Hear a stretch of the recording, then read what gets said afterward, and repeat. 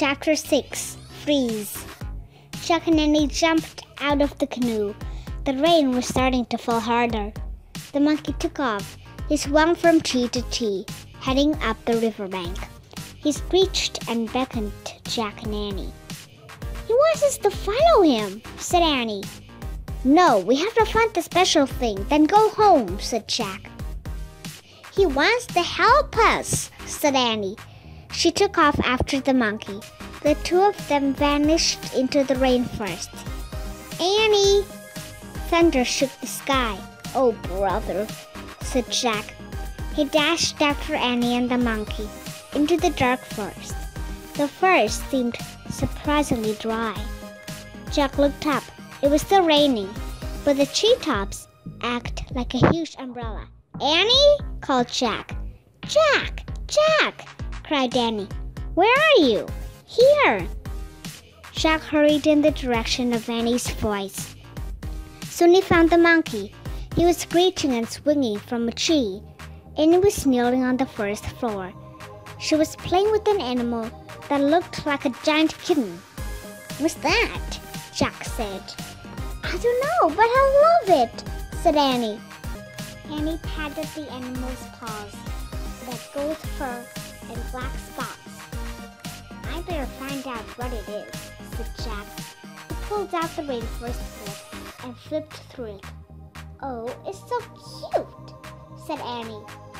Jack found a picture of an animal with gold fur and black spots. He read, "The jaguar is the biggest predator in the Western Hemisphere." "What's that cute?" Jack said. "That must be a baby jaguar. It's going to grow up and be the biggest predator in the forest." "What's a predator?" asked Annie. There was a terrible growl. Jack whirled around. The mother jaguar was coming out from behind a tree. She was creeping over the dead leaves right toward Annie. "Freeze!" whispered Jack. Annie froze, but the jaguar kept moving slowly toward her. "Help!" said Jack weakly. Suddenly, the monkey swooped down from his tree. He grabbed the jaguar's tail. The cat roared and spun around. Annie jumped up. The monkey pulled the jaguar's tail again. Then he let go and took off. The jaguar sprang after him. "Run, Annie!" cried Jack.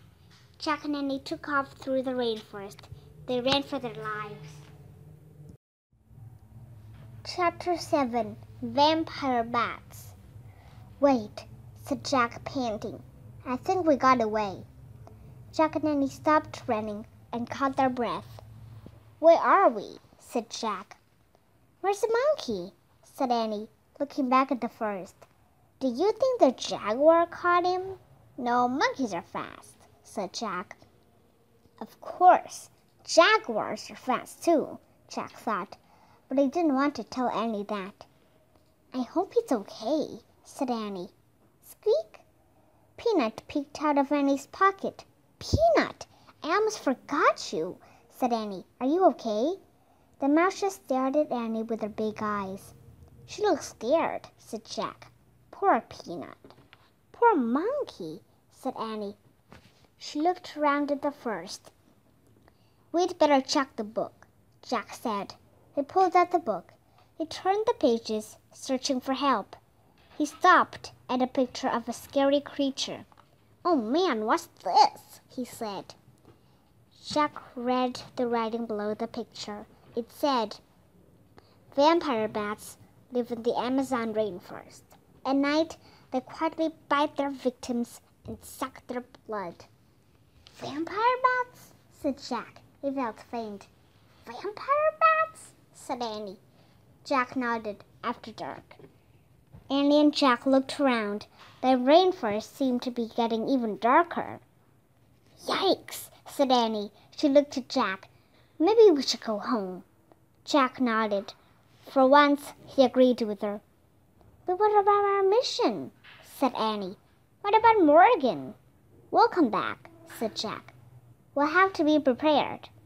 "So we'll come back tomorrow?" Annie asked. "Right. Now which way is the tree house?" said Jack. "This way," said Annie, pointing. That way, said Jack, pointing in the opposite direction. They looked at each other. We're lost, they said together. Squeak! Don't worry, Peanut. Annie started to pat the mouse again, but then she stopped. Squeak, squeak, squeak. Jack, I think Peanut wants to help us, said Annie. How? The way she helped us in the time of ninjas. Annie placed the mouse on the leafy forest floor. Take us to the tree house, Peanut. The mouse took off. Where'd she go? Said Annie. I don't see her. There, said Jack. He pointed to leaves rustling on the ground. A streak of white passed over the leaves. Yes, there, said Annie. Jack and Annie followed the moving leaves. The streak of white appeared and disappeared. Suddenly, Jack stopped. The first floor was still. There was no sign of Peanut. Where is she? Asked Jack. He kept staring at the ground. Jack! Jack glanced around. Annie was standing on the other side of a nearby tree. She was pointing up. Jack looked up. The tree house. Oh, whew, Jack said softly. She saved us again, said Annie. She's running up the ladder all by herself. Look! Annie pointed at the rope ladder. Peanut was climbing up one of the ropes. Let's go, Jack said. Annie started up the ladder, then Jack. They followed Peanut all the way up to the canopy of the rainforest. Chapter 8. The Thing. Jack and Annie climbed into the treehouse. Peanut was sitting on a stack of books. Annie patted Peanut's little head. Thanks, she said softly. I have to write some notes about the rainforest, said Jack. You find the Pennsylvania book. Annie began searching for the Pennsylvania book, the book that always took them home. Jack pulled out his notebook. He had wanted to take lots of notes here, but all he had written so far was, the Amazon rainforest is... It's not here, said Annie. What? Jack looked up. He glanced around the treehouse. Annie was right. The Pennsylvania book was nowhere in sight. Was it here before we left home? Said Jack. I don't remember, said Annie. Oh, man, said Jack. Now we can't get back to Frog Creek. That means we'll be here when the vampire bats come out, said Annie. Something came flying through the treehouse window. Ah! Jack and Annie hit their heads. Thud. Something hit the floor. A red fruit. Jack looked up. The monkey was sitting in the window. His head was cocked to one side. He seemed to be grinning at them. You're safe, said Annie. Thanks for saving us, said Jack. The monkey just grinned. I have one question, said Annie.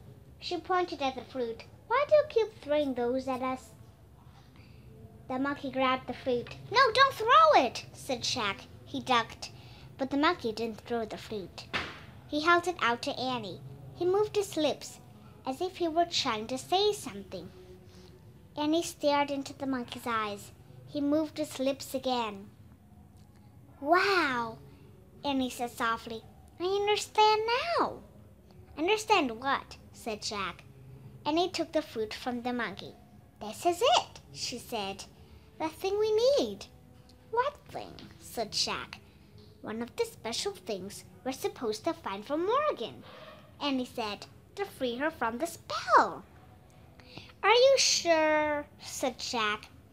Before Annie could answer, Jack saw the Pennsylvania book. Look, our book, he said, pointing. We found the thing, and now we can see the book, said Annie. That's the way it works, remember. A happy screech came from the mystery's world below. Jack put away his notebook. Annie picked up the Pennsylvania book. Now it's really time to leave, she said. She turned to the picture of the Frog Creek woods.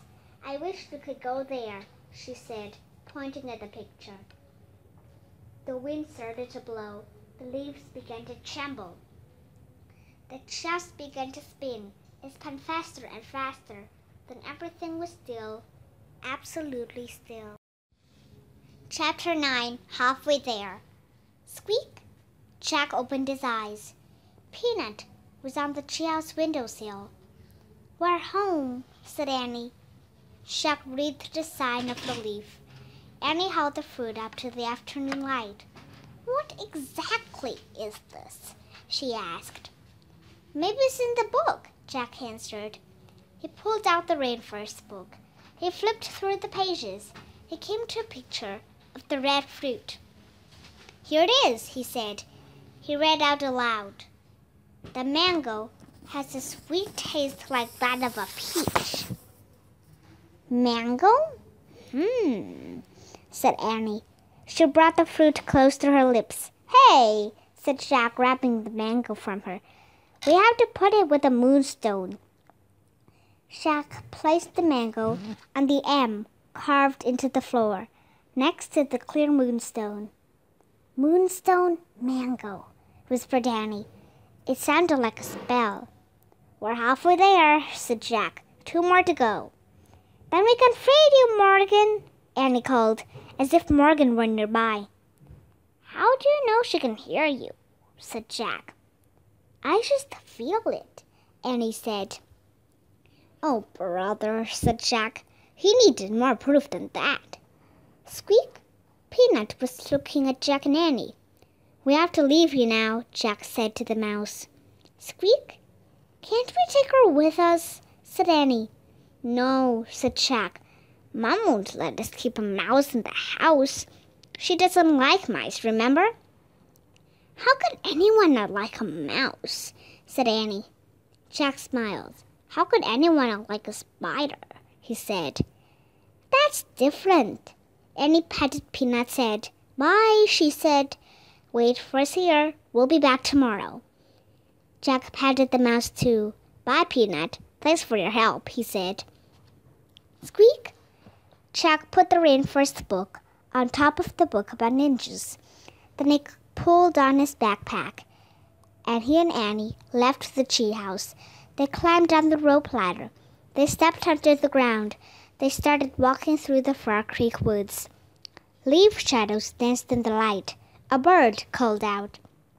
"These woods are very different from the rainforest," Jack thought.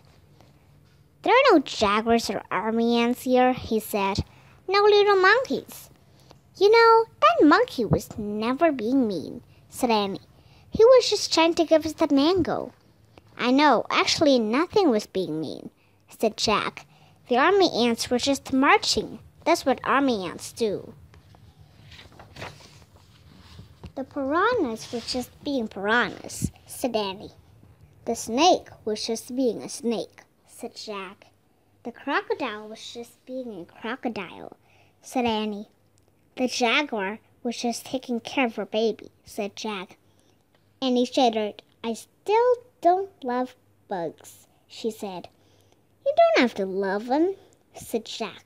"Just leave them alone, and they won't bother you." In fact, that's true about the whole rainforest, Jack thought. Everyone should just leave it all alone. "Who cares if the bugs don't have names?" he said softly. "They know who they are." Jack and Annie stepped out of the Far Creek woods. They started walking up their street. It was lit with a golden light. "Race you," said Annie. They took off running. They ran across their yard. They raced up their steps. "Safe!" they shouted together, tagging their front door.